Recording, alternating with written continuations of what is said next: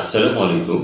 প্রিয় দেশবাসী, আজকে আমরা রাষ্ট্র সংস্কারের জন্য একটি গুরুত্বপূর্ণ অনুচ্ছেদ ৬৬(৪) সংস্কার বিষয়ে আমরা আলোচনা করছি।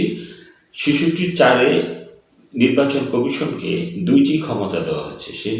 সেই ক্ষমতা দুইটি হলো, এক, কোনো সংসদ সদস্য যদি লাভজনক পদে থাকে তার পদ বাতিল করার ক্ষমতা নির্বাচন কমিশনকে ৬৬(৪)-এ দেওয়া হয়েছে, এবং কোনো সংসদ সদস্য ৭০ অনুচ্ছেদ মোতাবেক যদি দলের প্রার্থী হিসেবে মনোনীত হয়ে নির্বাচিত হয়ে যদি সে দলের প্রদত্ত ইশতেহারের বিরুদ্ধে ভোট দেয়, তাহলে তার প্রার্থিতা, তার পদ বাতিল হবে, বাতিল ঘোষণা করবে নির্বাচন কমিশন।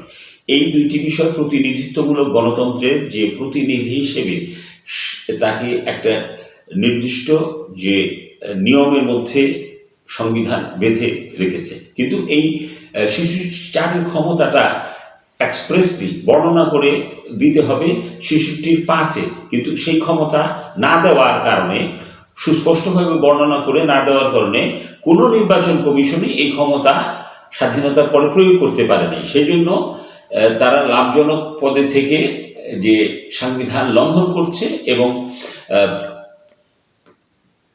জনগণের কাছে প্রতিশ্রুত যে ইশতেহার প্রতিশ্রুত বিষয় পরিপন্থী আইন পাশ করে তারা জনগণকে জিম্মি করছে।